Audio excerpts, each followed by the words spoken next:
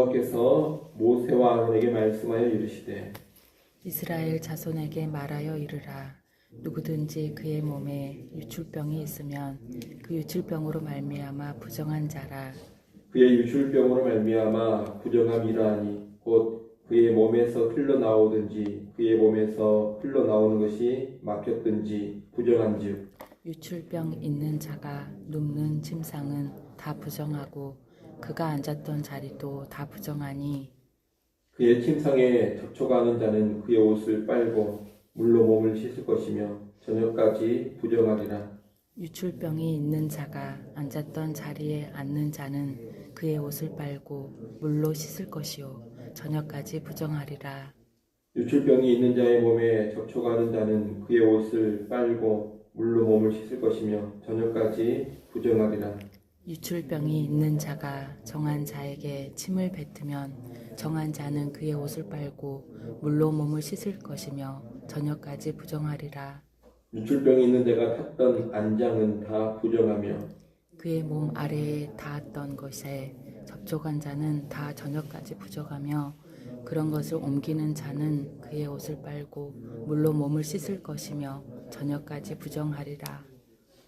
유출병이 있는 자가 물로 그의 손을 씻지 아니하고 아무든지 만지면 그 자는 그의 옷을 빨고 물로 몸을 씻을 것이며 저녁까지 부정하리라. 유출병이 있는 자가 만진 질그릇은 깨뜨리고 나무 그릇은 다 물로 씻을지니라. 유출병이 있는 자는 그의 유출이 깨끗해지거든 그가 정결하게 되기 위하여 이레를 센 후에 옷을 빨고 흐르는 물에 그의 몸을 씻을 것이라. 그러면 그가 정하리니 여덟째 날에 산비둘기 2마리나 집비둘기 새끼 2마리를 자기를 위하여 가져다가 회막문 여호와 앞으로 가서 제사장에게 줄 것이요 제사장은 그 한 마리는 속죄제로 다른 한 마리는 번제로 드려 그의 유출병으로 말미암아 여호와 앞에서 속죄할지니라. 설정한 자는 전신을 물로 씻을 것이며 저녁까지 부정하리라. 정수가 묻은 모든 옷과 가죽은 물에 빨 것이며 저녁까지 부정하리라. 남녀가 동침하여 설정하였거든 둘 다 물로 몸을 씻을 것이며 저녁까지 부정하리라. 아멘. 레위기 11장부터 15장까지는 정결법을 다루고 있습니다. 11장은 부정한 음식과 정한 음식을 다루는 음식의 정결법이고 12장은 출산한 여인의 사년에 관한 정결법입니다. 그리고 13장, 14장은 우리말로 나병으로 번역된 악성 피부병 그리고 악성 곰팡이에 관한 정결법입니다. 오늘과 내일 보게 될 15장은 남자와 여자의 유출에 관한 정결법입니다. 유출이란 성기에서 정액이나 분비물 또는 피가 흘러나오는 것을 말하는데 이 모든 것은 생명의 기운이 빠져나가는 것으로 간주가 됩니다. 정함과 부정함의 기준은 생명과 죽음으로 보는 것이 가장 좋다고 지난번에 말씀을 드렸습니다. 그래서 이 유출, 생명의 기운이 빠져나가는 이 유출은 부정함으로 간주가 되는 겁니다. 오늘 우리가 읽은 본문은 남자의 유출에 관한 내용인데 2절부터 15절은 만성적인 유출병을 다루는 규례입니다. 3절 말씀에 보게 되면 그의 유출병으로 말미암아 부정함이 이러하니 곧 그의 몸에서 흘러나오든지 그의 몸에서 흘러나오는 것이 막혔든지 부정한즉 이렇게 되어 있습니다. 여기서 몸이라는 단어는 성기를 완곡하게 표현하는 말입니다. 3절은 남성의 성기에서 피나 고름 등의 유출액이 흘러나온 유출액이 엉겨 있거나 딱지가 진 그런 상태를 말하는 겁니다. 아마도 이런 증상은 임질과 같은 성병일 수도 있고 아니면 다른 비뇨기과 질환일 수도 있겠습니다. 여하튼 이런 만성적인 유출이 있는 남자는 부정한 것으로 간주가 됩니다. 이러한 유출이 있는 사람은 그가 접촉한 사람, 그가 누운 침상과 앉은 자리, 그가 앉은 안장까지 다 부정하게 만듭니다. 그 사람이 물건을 만지면 만진 그 물건도 부정해집니다. 또한 그 사람과 직접적으로 접촉한 사람, 직접적으로 접촉한 물건만 부정해 준 것이 아닙니다. 그 사람이 접촉한 물건을 만진 사람, 그 사람이 접촉한 사람과 또 다시 접촉한 사람, 이렇게 간접적으로 접촉한 사람까지 다 부정해져 버립니다. 그렇기 때문에 이 유출은 상당히 전염이 강력한 부정이라 말할 수가 있겠습니다. 직접적으로 접촉한 것뿐만 아니라 간접적으로 접촉을 해도 다 부정해져 버리기 때문입니다. 이 유출병에 걸린 사람에 의해 부정해진 사람은 하루 동안 부정하고 물로 옷을 빨고 몸을 씻음으로써 다시 정결해질 수 있었습니다. 그리고 부정해진 물건은 물로 씻으면 됩니다. 다만 질그릇의 경우에는 깨뜨려야 했습니다. 이 만성 유출병은 나병 환자와 같이 진 밖으로 격리되지는 않습니다. 11절 말씀에 따르면 유출병에 걸린 사람이 손을 씻고 사람을 만지면 그 사람은 부정해지지 않습니다. 그러므로 유출병에 걸린 사람은 어느 정도 다른 사람들과 함께 일상적인 생활이 가능한 것으로 볼 수가 있겠습니다. 아마 유출병에 걸린 사람은 집 안에 침상과 자리가 따로 마련된 별도의 공간에서 생활을 하면서 어느 정도 일상생활을 영위한 것으로 보입니다. 만약 유출병이 나을 경우에는 정결의식을 행해서 정상적인 생활로 복귀하게 됩니다. 그 내용이 13절부터 15절에 나오는데 병이 나은 지 7일째 되는 날에 옷을 빨고 흐르는 물에 몸을 씻습니다. 그리고 그 다음 날 비둘기 2마리를 준비해 성소로 가서 속죄제와 번제를 드림으로써 완전히 정결하게 됩니다. 이러한 만성적인 유출병 증상에 이어서 16절부터 18절까지 말씀은 정액이 분출되는 설정과 연관된 유출을 다룹니다. 몽정이라든가 부부의 동침을 통해 사정을 하게 되면 부정하게 됩니다. 이 부정의 기간은 하루이고 물로 몸을 씻으면서 정결하게 됩니다. 앞서 본 만성적인 유출병에 비해서 이 정액의 유출은 가볍게 다루어진다는 것을 알 수가 있습니다.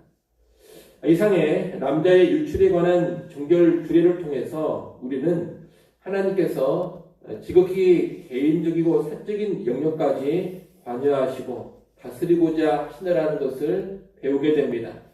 이 유출에 관한 규례는 성기와 연관된 것입니다. 성기에서 분비물이 나오는 것, 남자가 몽정을 하는 것, 부부 간의 성관계 이런 것은 아주 은밀하고도 사적인 영역입니다. 누구도 그 영역을 쉽게 보거나 개입하기가 힘든 영역인 것입니다.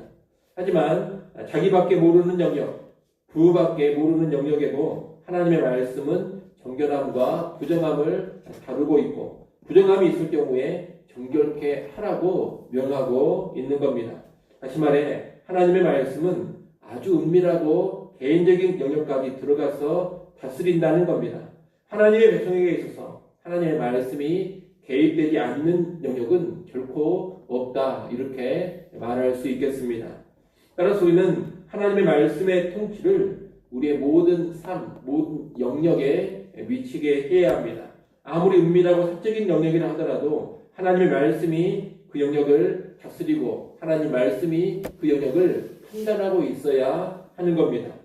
혹시라도 이런 영역은 또는 이런 부분은 하나님의 말씀과 상관이 없다 이렇게 생각하는 부분이 여러분에게 있지는 않습니까? 이런 부분은 말씀이 아니라 내가 알아서 할 영역이다 그렇게 생각하는 부분이 있지는 않습니까? 또는 하나님의 말씀이 굳이 내 삶에 이런 부분까지 다 간섭하고 개입을 해야 하는가 이런 생각을 하지는 않습니까? 여러분 그런 생각은 대단히 잘못된 생각이라는 것을 알아야 합니다. 그것은 하나님의 통치를 받는다는 것이 무엇인지를 잘 모르기 때문에 나오는 생각들입니다. 하나님의 백성으로 그리스도인으로 산다는 것은 그런 수준으로 살아가는 것이 아닙니다. 오늘날 보면 교인들, 성도들이 간혹 그런 말을 합니다. 이것은 내 프라이버시입니다. 내 개인의 사생활입니다. 이러면서 자꾸 말씀의 영역이 미치는 것을 피하려고 하고 또는 목회자나 교회가 뭔가 권면하고 관심 갖고 도와주려고 하는 것을 회피하려고 하는 그런 경우들이 있습니다. 일례로 자신의 가정사나 개인 삶은 절대로 말하지 않으려는 사람들도 있고 또 가정으로 신방 오는 것을 거절하는 그런 교인들도 있습니다. 목사가 사적인 영역을 다루거나 개인적인 삶을 권면하거나 지도하면 매우 불쾌하게 여기는 교인들도 있습니다. 내가 교회를 나가서 기본적으로 할 것은 할 테니까 내 개인적인 삶이나 내 가정사, 내 프라이버시는 침해하지 말아라, 건들려고 하지 말아라, 이런 사고방식을 가지고 있는 교인들이 있다는 겁니다. 이들은 신앙생활을 교회 생활로만 국한을 시키고 신앙이 사적인 영역, 개인적인 영역, 은밀한 영역으로 들어오는 것을 차단시키려고 합니다. 물론 목회자나 교회는 개인의 영역을 다룰 때에 신중해야 되고 지혜가 많이 필요합니다. 하지만 신앙이란 본질적으로 나의 가장 은밀한 영역까지 관여하며 다루어가는 것이라는 것을 알아야 합니다.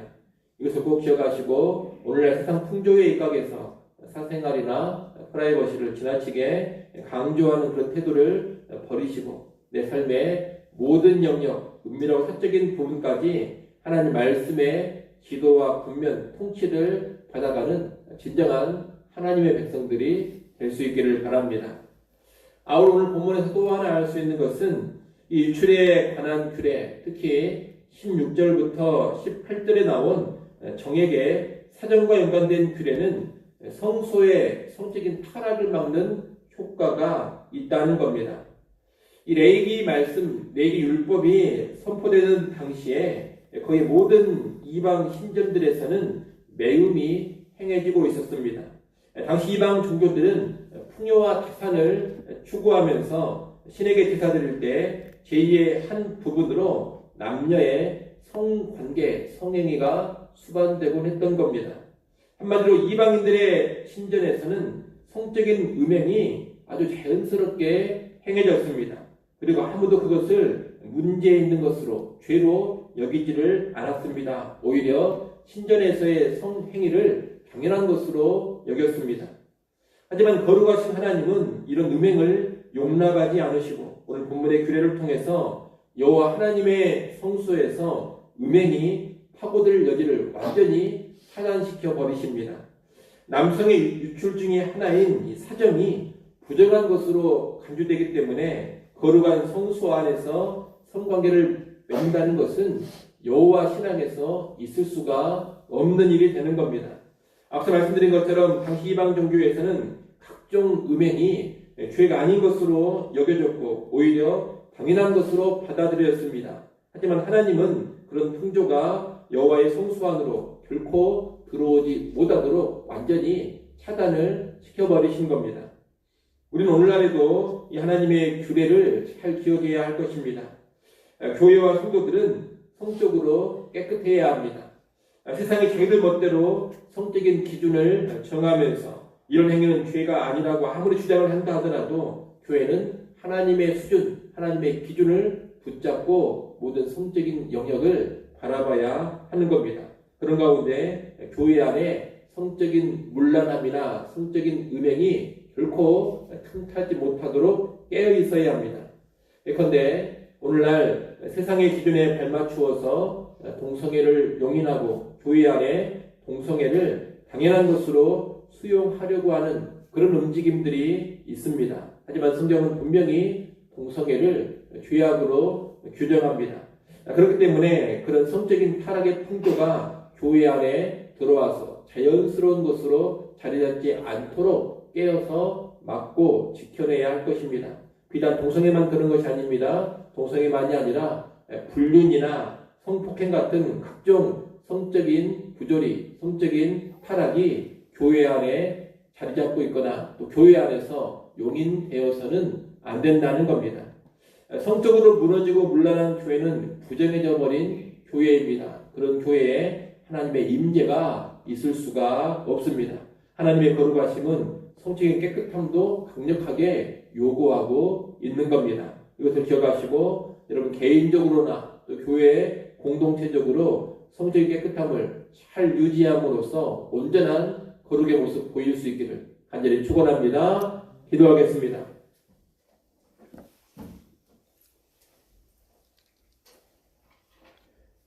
하나님 아버지, 우리의 은밀한 사적인 영역에도 하나님의 통치가 있어야 함을 잘 깨닫게 하여 주시옵소서. 개인적인 영역, 은밀한 영역도 필요한 말씀의 지도와 말씀의 분면이 임하게 하시고 우리 모든 삶의 영역에 하나님 말씀의 통치가 임하게 하여 주시옵소서. 또한 아버지 하나님, 성적으로 깨끗한 성도들이 되게 하여 주시옵소서. 또한 성적으로 순결한 교회가 되게 하여 주시옵소서.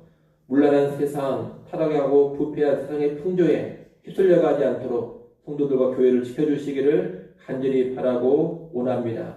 주님 다시 오시는 그날까지 순결함을 잘 유지하는 우리 모든 성도들과 우리 교회가 되게 하여 주옵소서. 성적으로 깨끗한 가운데 거룩한 하나님의 임재를 누려가게 하여 주시옵소서. 아버지 하나님, 이 시간 하나님께 나와 엎드려 간구합니다. 낭망하지 않고 다시금 믿음 가지고 하나님께 구하는 시간이 되어지게 하시고 기도하는 시간을 통하여서 하늘의 능력과 하늘의 위로와 하늘의 은혜를 받아 누리게 하여 주시옵소서. 오늘 하루를 살아갈 때에도 부활하신 예수 그리스도와 동행하는 하루가 되어지게 하시고 우리의 걸음걸음이 말씀 따라 이루어지며 하나님의 기쁨되는 모습으로만 나아가게 하여 주옵소서. 예수님의 이름으로 기도드리옵나이다. 아멘.